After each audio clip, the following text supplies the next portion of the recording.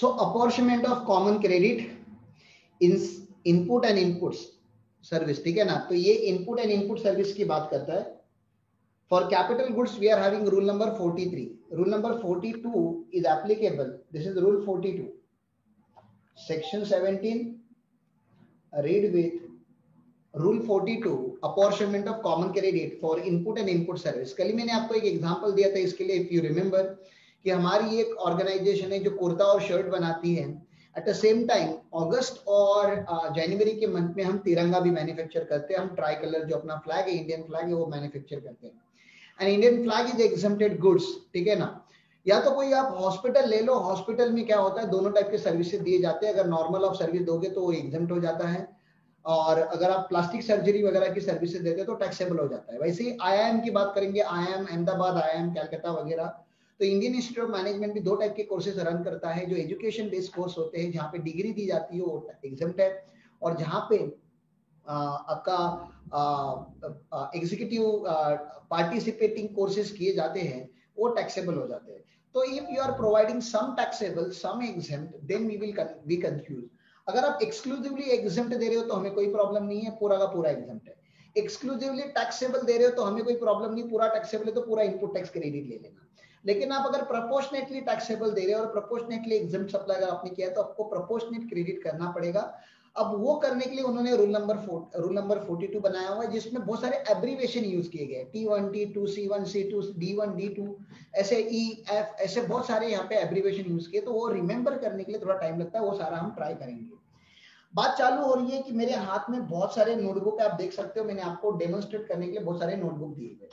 आप जब बन जाओगे कॉस्ट अकाउंटेंट, चार्टर्ड अकाउंटेंट, तो आप किसी ऑफिस में जब ऑडिट करने जाओगे तो एक अकाउंटेंट का बेसिक अंडरस्टैंडिंग ऐसा होता है, जो नॉर्मल अकाउंटेंट होते हैं उनका एक बेसिक अंडरस्टैंडिंग ऐसे होता है कि सर अगर हमने टैक्स भरा है और मेरे पास अगर इनवॉइस है और वो खर्चा अगर बिजनेस पर्पस के लिए अगर किया हुआ है तो उसको ज्यादा दिमाग नहीं होता, वो खाली उतना ही सोचता है कि ये खर्चा बिजनेस एक्सपेंडिचर है और मैंने टैक्स पे किया है, मेरे पास टैक्स इनवॉइस है, मैं इसका क्रेडिट लेगा। तो समझो कि ये मेरे हाथ में जो भी नोटबुक है वो सारी की सारी परचेस फाइल है। क्या है? परचेस फाइल है, जो अकाउंटेंट आपके सामने लेकर आता है और आप उस ऑर्गेनाइजेशन के टैक्स ऑडिटर हो, GST ऑडिटर हो, और वो आपको बताना है कि ये टोटल परचेस फाइल में से कितने एलिजिबल फॉर ITC और कितने इनएलिजिबल फॉर ITC है, ठीक है ना। तो इस सब पूरी फाइल को, पूरे परचेस फाइल को T बोलते हैं। टोटल परचेस फाइल को क्या बोला जाता है? टोटल को क्या बोला जाएगा? T। इसमें दोनों टाइप के बिल है, इनपुट सर्विस के भी बिल है और इनपुट गुड्स के भी, रॉ मटेरियल और जो भी आप सर्विसेज लेते हैं उन सब सारी सर्विसेज की इसमें बिल है। तो T is equal to what? T is equal to total input tax on input and input services. Total input tax on inputs and input services, यहाँ पे ये बात लिखी गई। ये टोटल हो गया, टोटल हो गया। मैंने पहला ही बिल उठाया, परचेस फाइल में से पहला ही बिल उठाया और मैंने देखा अरे यार ये तो घर का बिल है, ठीक है ना, ये तो बिजनेस का बिल है ही नहीं। ये घर पे जो कुछ साबुन सोप जो भी आपको लगता है, ठीक है ना, वॉशिंग पाउडर वगैरह और क्लोथ वगैरह, उसका बिल है। अब इसका क्रेडिट मिलता है क्या? ऑब्वियसली आंसर इज नो, इसका क्रेडिट तो मिलता ही नहीं। तो इसको मैंने अकाउंटेंट को डाटा, बोला पागल ये पर्सनल कंजम्पशन का बिल यहाँ पे क्या कर रहा है? तो नॉन बिजनेस वाला है। तो हमने कहा कर इसको इसका क्रेडिट नहीं मिलेगा, इसको निकाल के बाहर रख दिया। जिसका बाहर निकाला उसका नाम रखा T1 हमने। सर T1 क्या है? Input tax on input and input services use exclusively for non business purpose. इसका क्रेडिट नहीं मिलता, T1 का क्रेडिट नहीं मिलता। तो टोटल T में से एक बिल अभी रिजेक्ट हुआ। अब दूसरा बिल मैंने ओपन किया, बोला अरे ये तो तिरंगा में लगने वाला कलर है, ये तो तिरंगा में लगने वाला कलर है, ग्रीन कलर है, पकड़ लो। ग्रीन कलर हम नॉर्मली यूज नहीं करते, ग्रीन कलर खाली तिरंगा में यूज होने वाला है। नॉर्मली हम जो होता है व्हाइट कलर यूज करते हैं यहाँ पे। ये तिरंगा का बिल है। अब तिरंगा जो है वो एग्जेम्प्ट है, ठीक है ना, ट्राई कलर हमारा एग्जेम्प्ट है। तो ये इंडियन फ्लैग में जो जाने वाला कलर है वो तो एग्जेम्प्ट है सर, इसका तो बिल मिलना ही नहीं है। तो इन्होंने T1 T2 रख के इसको बोल दिया इसका भी आपको क्रेडिट नहीं मिलेगा, क्योंकि ये एक्सक्लूसिवली यूज हो रहा है एग्जाम सप्लाई में। अभी तो दो बिल मैंने रिजेक्ट किए टोटल परचेस फाइल में से। मैंने बोला पहला तो नॉन बिजनेस का एग्जाम, नॉन बिजनेस का होता है वो T1, वो नॉट अवेलेबल। जो एग्जाम सप्लाई में यूज होगा वो नॉट अवेलेबल।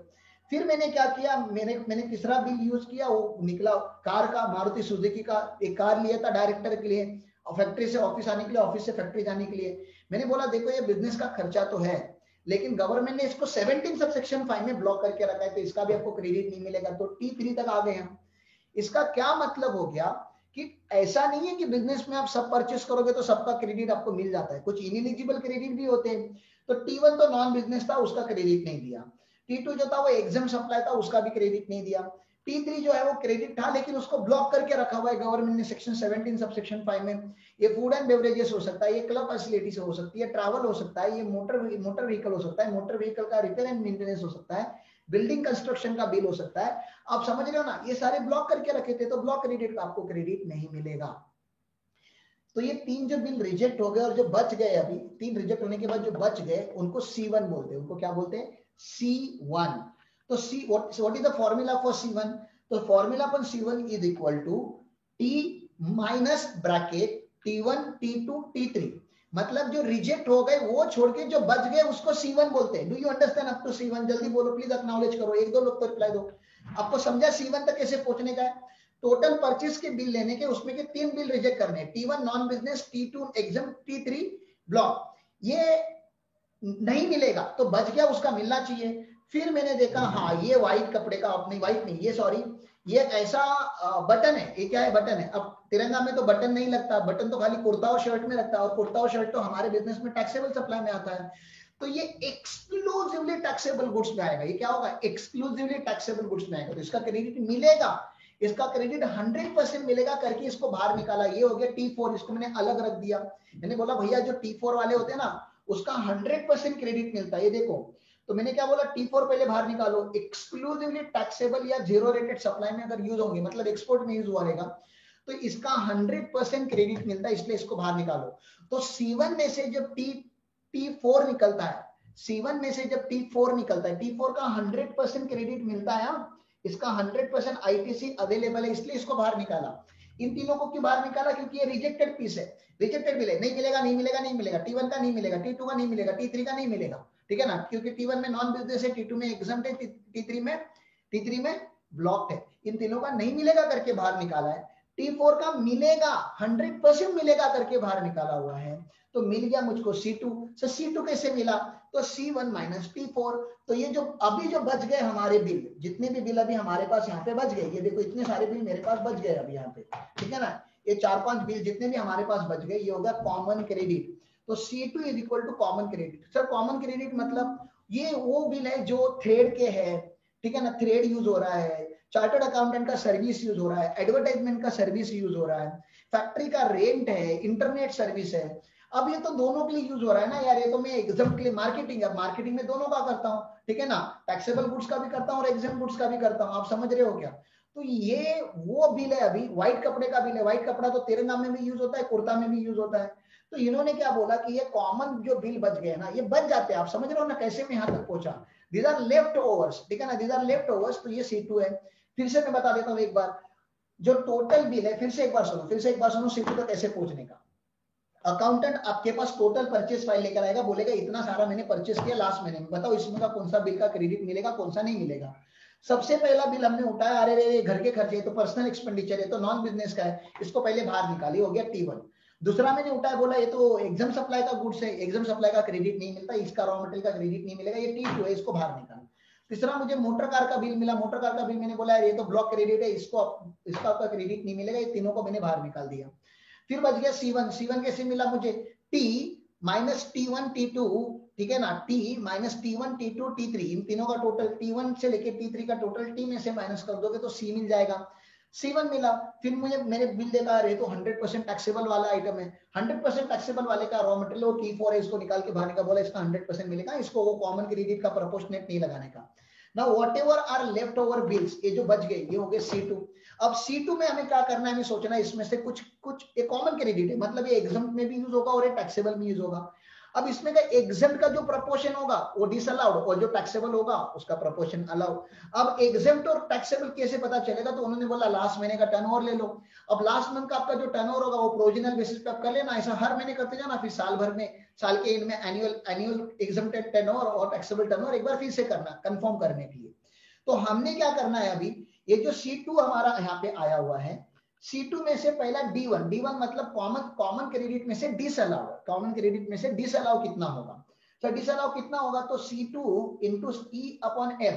E मतलब एग्जम्प्ट, F मतलब full, E exempt F full मतलब टोटल टर्नओवर, ठीक है ना। प्रपोर्शन निकाला जा रहा है कि डिसअलाउ कितना करेंगे। We are not finding what is allowed, we are finding what is the disallowed. आप समझने का ट्राई करो, क्योंकि इतना पूरा क्रेडिट हमने बुक करके रखा हुआ है हमारे कॉमन पोर्टल पे। पहले इसका 100% ले लो और फिर उसमें से डिसअलाउ माइनस करो। पकड़ लो 100% 1 लाख रुपीज होता है और एग्जम्प्टेड प्रोपोर्शनेट आता है 20,000, तो 1 लाख तो आपने बुक करके रखा था कॉमन पोर्टल पे, उसमें से 20,000 आपको रिवर्स करना पड़ेगा। तो this is about reversal of the credit, ठीक है ना। तो देखो क्या बोलता है, credit attributable to exam supply कैसे निकालेंगे, जो कॉमन क्रेडिट है, जो बचे हुए बिल है, into turnover of exempted goods divide by full turnover, मतलब टोटल टर्नओवर, ठीक है ना। E is equal to value of exempted supply during the tax period. F is equal to total turnover in the state during the tax period. If a turnover during the tax period and value is not available, values of last period may be used. तो current month के होंगे तो current month के नहीं होंगे तो last month के। वैसे भी ये प्रोविजनल बेसिस पे हो रहा है। क्यों प्रोविजनल बेसिस पे हो रहा है, इसका मैं आपको रीजन बता दूं। एनुअल बेसिस पे फिर से करना पड़ेगा आपको ये। आप झूठ नहीं बोल सकते टर्नओवर के बारे में, क्योंकि टर्नओवर तो वैसे भी गवर्नमेंट को आपको रिपोर्ट करना पड़ता है और एनुअल बेसिस पे जाके फिर से कंफर्म करना पड़ता है। अगर ये रिवर्सल शॉर्ट निकला, मतलब आपने कम रिवर्स किया होगा, तो गवर्नमेंट 18% का इंटरेस्ट लेता है। 18% पर एनम इंटरेस्ट के साथ जो शॉर्टफॉल होगा उसका रिवर्सल किया जाएगा, वो आगे लिखा हुआ है। चलो ठीक है, मुझे एक बात बताओ, अगर आप आइसक्रीम मैन्युफैक्चरर रहोगे या गारमेंट मैन्युफैक्चरर रहोगे, तो कितना परसेंट आइसक्रीम आप सेल्फ कंज्यूम करोगे? जल्दी बताओ, परसेंटेज बताओ कितना परसेंट, ठीक है ना। लड़कियां प्लीज रिप्लाई ना दे, लड़कियां बोलेंगे 100%, ठीक है ना। बिजनेस में हम फैक्ट्री में बात करें, हजारों किलो बनता है, आप कितना घर पे लेके जाओगे? या अगर आप 1000 शर्ट बनाते हो तो कितने शर्ट, या 100 शर्ट बनाते हो तो कितने शर्ट आप घर पे लेके जाओगे? जल्दी बोलो, परसेंटेज टर्म में मुझे बता दो ना कि इतना परसेंटेज हम पर्सनल के लिए कंज्यूम करेंगे। मतलब बिजनेस के लिए इनपुट लाया था लेकिन बिजनेस में यूज नहीं हुआ, नॉन बिजनेस के लिए यूज हुआ, कितना परसेंट? जल्दी बोलो, एक रेंज बता दो यार। 20%, विजय बता रहा है 20%। मतलब अगर विजय का मार्जिन अगर 8% का मार्जिन होगा बिजनेस का, तो विजय 12% लॉस में जाएगा। हाँ, तेरे पापा ने 20% का आइसक्रीम खाया था। हाँ, ऐसे दुकान चलाता है क्या कोई? मतलब 100 किलो बनाएगा तो 20 किलो खुद खा लेगा। हाँ, इतना बड़ा बिजनेस में मार्जिन नहीं होता, कम करो। 1% को ज्यादा ही कम हो गया, लेकिन ठीक है 1% लेके जा सकते हैं, थोड़ा इंप्रूव करो। बाकी लोग भी रिप्लाई करो, क्या लग रहा है पर्सनल कंजम्पशन के लिए कितना तक लेकर जाओगे?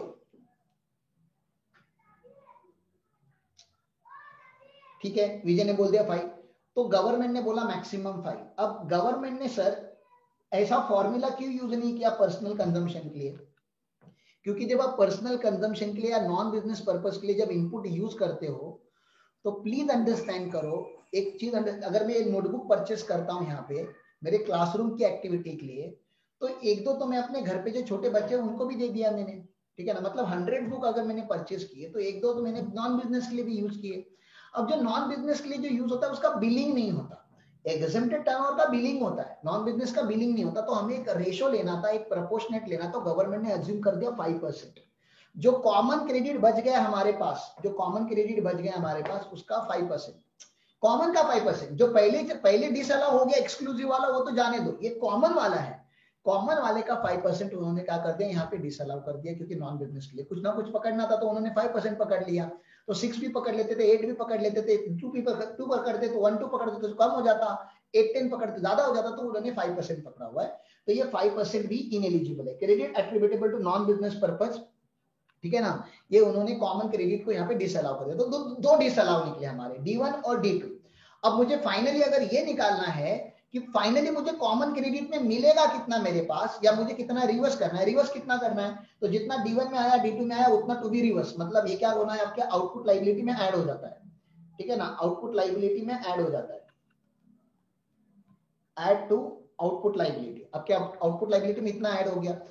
तो सर C3 क्या है? C3 वो है जो आपको मिलेगा कॉमन क्रेडिट में का बचा हुआ क्रेडिट। कैसे निकलेगा C3 मतलब C2 minus D1 plus D2, ये माइनस कर दो तो एलिजिबल हो जाएगा आपका क्रेडिट इतना। तो सर मुझे टोटल क्रेडिट मिलेगा कितना? एक तो C3 और एक T4। अब समझ रहे हो क्या, एक तो C3 प्लस T4, इतना आपको पूरा मिलेगा, क्योंकि ये 100% मिल रहा है और ये कॉमन क्रेडिट मिल रहा है। तो आपको C3 प्लस T4 का टोटल क्रेडिट मिलेगा। फिर से एक बार मैं बताना चालू कर देता हूं, हम कर क्या रहे हैं। मैंने पहले अपने सारे नोटबुक फिर से रख लिए। हम ढूंढ क्या रहे हैं, हम अल्टीमेटली फाइंड आउट क्या कर रहे हैं, हम ये फाइंड आउट कर रहे हैं कि हमारे पास जो टोटल परचेस हुए इस महीने में, उसमें के कितने एलिजिबल है, कितने नॉट एलिजिबल है और कितने कॉमन में, और जो कॉमन में उसके लिए फॉर्मूला बना के रखा है गवर्नमेंट ने, स्टेप्स बना के रखे। तो टोटल को तो पहले टी बोल दो, टोटल परचेस को टी बोल दो। उसमें से पहला बिल मैंने ओपन किया, ये तो घर का बिल है, ये तो रेफ्रिजरेटर का बिल है जो घर में लिया हुआ है, चल नहीं चाहिए इसका क्रेडिट, इसका क्रेडिट डिसअलाउड हो गया, ठीक है ना। या घर में का कुछ रॉ मटेरियल है, शर्ट वगैरह घर में के या कुछ कपड़े वगैरह लिए थे वो है, ये डिसअलाउ कर दो, ठीक है ना। तो ये T1 हो गया, T1 डिसअलाउ हो गया। फिर मैंने सेकंड खोला, ये तो एक्सक्लूसिवली एग्जम्प्ट में यूज होने वाला है, एक्सक्लूसिवली एग्जम्प्ट वाले बिल भी मैंने यहाँ पे डिसअलाउ करके रख दिए, T2 हो गया। थर्ड मैंने लिया, ये तो मोटर कार का बिल है, मोटर कार का बिल भी डिसअलाउड हो जाएगा, ये भी इसको क्या कर दिया हमने एग्जम्प्ट मतलब एक्सक्लूड कर दिया, बोला इसका भी आपको क्रेडिट नहीं मिलेगा। अब मैं C1 तक आ गया। C1 कैसे आ गया, T minus T1 T2 T3, T minus T1 T2 T3 is equal to C1। तो C1 का क्रेडिट मिलता है हमें, अभी जो बच गया उसका क्रेडिट मिलता है, लेकिन फिर मुझको T4 मिला। T4 मतलब मैंने बोला इसको तो फॉर्मूला लगाने की जरूरत ही नहीं है, तो एक्सक्लूसिवली टैक्सेबल में यूज होने वाला है, संभाल के रखो इसको T4 को बाजू में। नाउ व्हाटएवर्स आर लेफ्ट ओवर उसको हम बोलते हैं C2। C2 का फॉर्मूला क्या हो जाएगा फिर C1 minus T4। C1 minus T4 में हमको बैलेंस क्रेडिट आ गए, और ये हो गया C2। अब C2 में से हमने क्या करना है, फॉर्मूला लगाना है, C2 को फॉर्मूला लगाना है। C2 को क्या फॉर्मूला लग जाएगा, exempted turnover of the current month divided by total turnover, तो E upon F, C2 into E upon A proportionately exempted का आपको डिसअलाउ निकलेगा। और इसमें से अगर कॉमन इनपुट मैंने कुछ नॉन बिजनेस पर्पस के लिए अगर यूज करेंगे तो गवर्नमेंट उसका 5% लेने बोला, तो D1 is equal to C2 into E upon F and D2 is equal to 5% of C2। ये हो गया टोटल डिसअलाउड, इतना इनएलिजिबल, इतना मेरा रिवर्स हो जाएगा, तो एलिजिबल कितना हो गया C3। C3 कैसे मिलेगा, C2 में से D1 D2 माइनस कर दो तो बच गया C3, ठीक है ना, प्लस T4, इतना मुझे क्रेडिट मिलेगा, बाकी का क्रेडिट मुझे रिवर्स करना पड़ेगा। इन्होंने बोला IGST CGST का अलग अलग करना पड़ेगा, फिर आपको एग्रीगेट करके भी D1 D2 करना पड़ेगा फॉर होल फाइनेंशियल ईयर, और अगर शॉर्टेज होगा तो 18% interest from the 1 April of the succeeding year till the date of payment आपको इंटरेस्ट लगेगा यहाँ पे 18% का, ठीक है ना। और अगर थोड़ा अमाउंट आपने ज्यादा रिवर्स किया हुआ है जबकि आपको कम करना चाहिए था, तो जितने से ज्यादा किया उतना आपके क्रेडिट लेजर में ऐड हो जाएगा। तो गवर्नमेंट ऐसा बुरा नहीं करता, आपको अगर इंटरेस्ट लगाता है और आपने अगर गलती से ज्यादा कर दिया है, सेपर साइड में ज्यादा ही कर दो मैं तो बोलूं, ठीक है ना, अगर आप कंफ्यूज हो तो, ठीक है, तो आपको इतना भी एक्स्ट्रा किया होगा आपका वहां पे एड बैक हो जाएगा। तो यहाँ पे कुछ नोट्स वगैरह दिए उन्होंने, वो देख लेना आप लोग। एग्रीगेट टर्नओवर में वो वैट वगैरह को या एक्साइज ड्यूटी वगैरह होगा तो उसको एक्सक्लूड करना है, ऐड नहीं करना है, ऐसी बातें की गई है। लैंड अगर एग्जम्प्टेड सप्लाई में होगा तो उसका स्टैंप ड्यूटी वैल्यू लेगा, जनरल नोट्स वहां पे लिखी हुई है। तो this was the rule that I had to discuss about common input. एक फटाफट इसका एक क्वेश्चन है, ठीक है ना, एक क्वेश्चन तो है नहीं हमारे पास, लेकिन एक शू कंपनी का है, शू एंड सैंडल कंपनी का हमारे पास एक क्वेश्चन है, भाई वगैरह ऐसा कुछ नाम था। ये देखते यहाँ पे एक एग्जांपल कर लेते।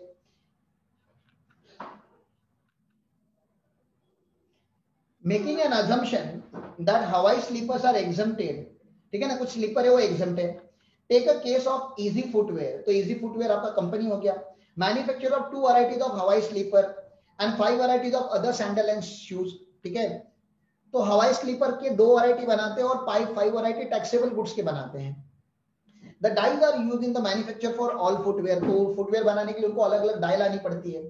However bright pink is used only for हवाई वैरायटी। पिंक मतलब एक लड़की लोगों का लेडीज स्लीपर होगा, वो लेडीज स्लीपर में वो पिंक वाला डाई यूज होता है एक्सक्लूसिवली, मतलब तुम समझ रहे हो, एक्सक्लूसिवली एग्जम्प्ट, ये पिंक वाला एक्सक्लूसिवली एग्जम्प्ट, मतलब ये क्या है पता है आपको, ये T2 है, मतलब इसका क्रेडिट नहीं मिलेगा पिंक का। Black is only for the sandal and shoes, अच्छा ब्लैक जो है वो खाली यूज होता है सैंडल एंड शूज, मतलब ये टैक्सेबल में आता है, तो ये T4 है, ये T4 है, आपको ऐसे समझना पड़ेगा T4 क्या है, ठीक है ना। Blue and yellow are use for all varieties, all varieties मतलब ब्लू एंड येलो क्या हो जाएंगे, कॉमन हो जाएंगे, ये कॉमन तो अपने को निकालना पड़ता है, ठीक है ना, ये C2 है लेकिन कॉमन करना पड़ेगा। Brown is use for non business purpose, देव आ रहे ब्राउन नॉन बिजनेस पर्पस, ये क्या अपना ये T1 है, नॉन बिजनेस पर्पस है, इसका तो क्रेडिट मिलेगा ही नहीं। Invert supply during the month, input tax on brown die 10,000, ये T1 दे दिया उन्होंने। Input tax on bright pink 90,000, ये T2 दे दिया। T3 है नहीं यहाँ पे, ब्लॉक वाला कुछ है नहीं, ठीक है ना, तो T3 इज इक्वल टू नील, वो भी लिख देता हूँ मैं, T3 दिया नहीं क्वेश्चन में तो नील मान लेते।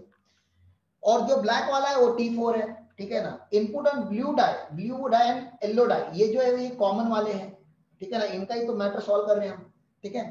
अब टोटल इनपुट जो है 2,55,000 है। अब 2,50,000 में से पहले क्या निकलेगा, T1, ये टोटल T हो गया, तो T1 निकला जाएगा, T2 निकल जाएगा, T3 निकल जाएगा। तो T1 T2 T3 मिला के 1 लाख होता है, तो 1,55,000 2,59,000 में से 1 लाख निकल जाएगा, तो 1,15,000 आ जाएगा, नहीं 1,55,000 आ जाएगा। ये मेरा C2 C1 है।